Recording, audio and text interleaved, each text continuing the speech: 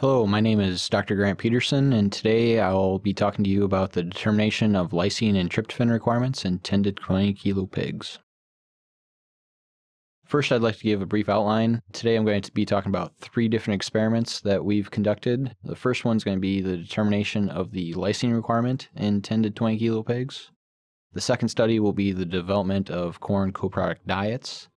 And the third study would be the determination of the lysine and tryptophan requirement in 10 to 20 kilo pigs using the corn coproduct diets. Our first experiment, we determined the lysine requirement using a corn soybean meal basal diet. We used 5 treatments and we titrated lysine from the basal diet of 1% SID lysine. We added lysine hydrochloride at 0.10, 0.20, 0.30, and 0.40 SID lysine. All of the other amino acids were included at levels according to Baker in 1997. We utilized 4 pigs per pen and 8 replications per diet for a total of 160 pigs. Their initial body weight was 10.14 plus or minus 0.78 kilos. And we measured average daily gain, average daily feed intake, and gain to feed. The results of our first experiment, you can see on the left-hand side, average daily gain was measured in grams per day, and on the bottom of the slide, you can see standard daily digestible lysine. We used a breakpoint analysis, and using the breakpoint analysis, we determined the lysine requirement to be 1.18%. Similarly, using gain to feed, we measured a breakpoint analysis of 1.29 for standard daily digestible lysine.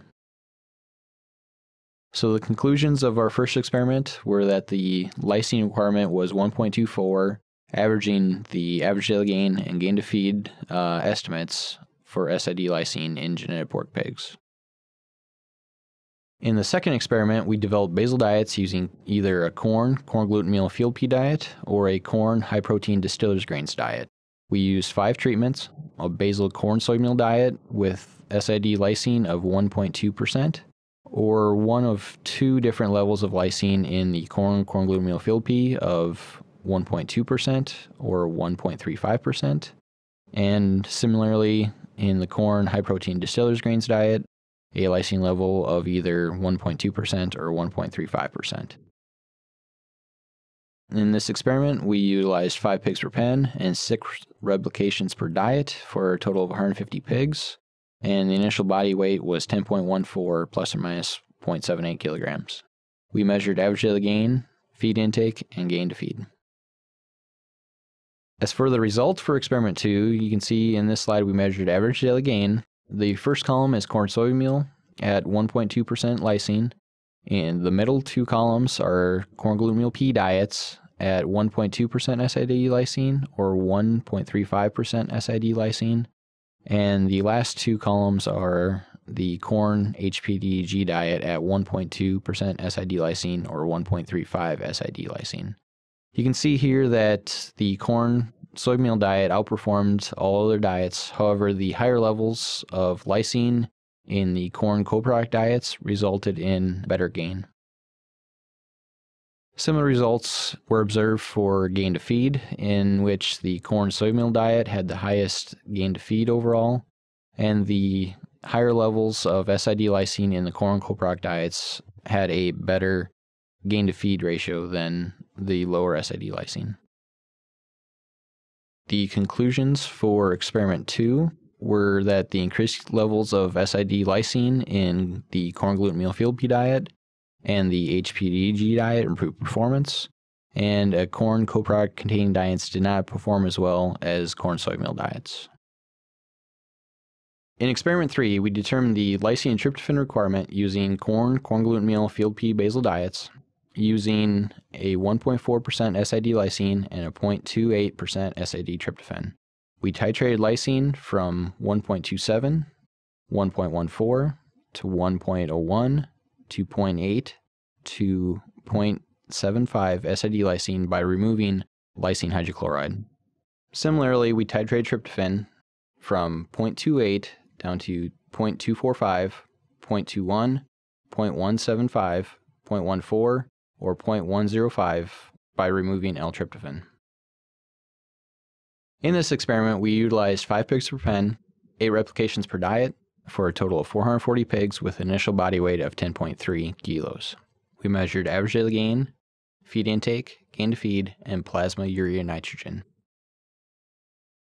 In this study, we utilized a couple different statistical analyses. Both a breakpoint and a quadratic analysis were measured, and where the quadratic met the plateau of the breakpoint was determined to be the requirement in the study.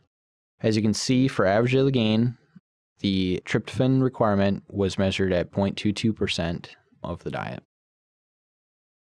For gain to feed, similarly, the estimated tryptophan requirement was 0.20%.